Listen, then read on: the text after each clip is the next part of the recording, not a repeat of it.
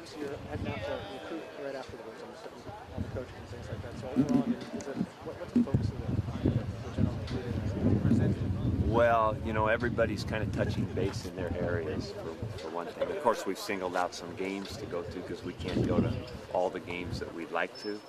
But, we've looked at every coach going out to his area and seeing some games, visiting as many schools as he can. Is there a player, too, that you felt were a turning point from the defense? Was it maybe...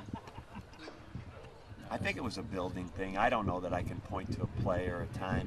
That game wasn't over till the very, very end. It was always so close that any one thing could have broken it. So I thought the basic idea was it was a full, complete football game that hard to say there's a turning point because it was so close. It seemed like every time there was a shift in momentum or play to be made, your defense was there. Murphy coming up big with the interception.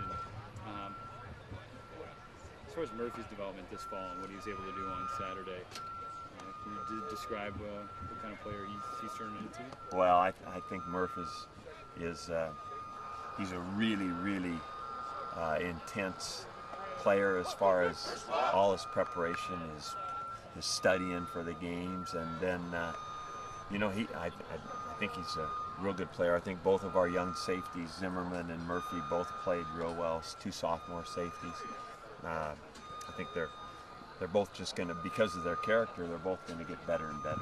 And then with Watkins coming back too, it seems like you have some good depth there moving forward. Yeah, I hope Anthony gets healthy because it's always good to have. You need as many of those kind of athletes on your team as you can get. You need, those guys that size that can run. They can be safeties, linebackers. They can be on the punt team, the kickoff team. I mean, you could take 20 guys on your team that look like Ryan Murphy, and that would be a good thing. Speaking of getting guys healthy, Isaac, is it just getting to the point where you maybe just sit them out the rest of the week and just? Yeah, it might be. It might be. We might sit them out tomorrow morning. We trying to do everything we can to get them to feel good by Monday. Is Hamlet okay? I don't know what's the matter with Hamlet. I didn't know he was out. Talk about Zimmerman. I mean, this guy was, coming into camp as wide receiver a year ago. Did you ever expect, him to be in this position as, someone who's starting and, now has proven himself to be pretty good? It's a good point, and but we looked at it a year ago and talked to him about it and thought that I think he could have been a good receiver. There's no doubt about it. But he was we already knew too coming out of high school he was a ready-made defensive back. He's a good football player and really like him. His intensity, his preparation, all that is really good. At this point in the bye week, are you guys focusing on yourself, or are you already game planning for UCLA? Both. Yeah. And that's really the truth. We spend half the practice just for development, and we spend half the practice on UCLA, or part of it. Mike, sorry that I was late to the party. Your tight ends came up big a couple times on Saturday. Do you just like the development that you're seeing out of those guys? Well, I like two things. I love the leadership and experience of Colby Prince, and I like all the youth there too. I think that's a good group of kids. I think it's going to be just keep growing into a real good group, and the more of those guys that we have that can play, the better we are. That's another group. I could take 6 of them that look like that, and I'd want one more. You've said that you think there's a good chance you'll split time and both Malcolm and Storm will get some carries.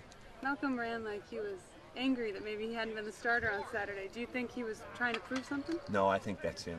I mean, I think from the minute I ever had him on the field, that's the way he's been. I mean, he is one of the hardest working, toughest, most attentive players around here. I mean, and he's a key player on special teams.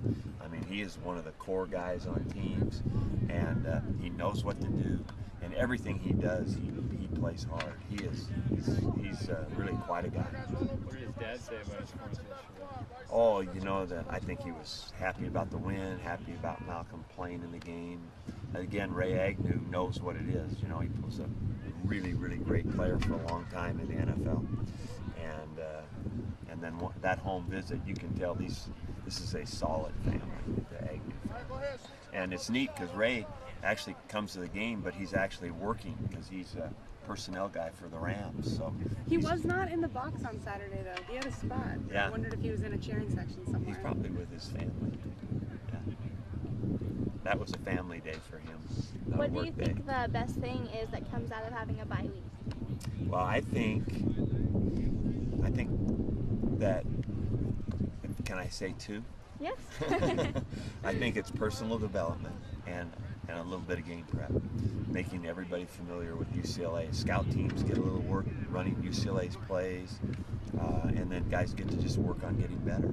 And so I think it really, and then the bonus residual also is if anybody's not feeling great after the game, they got a little time to recover.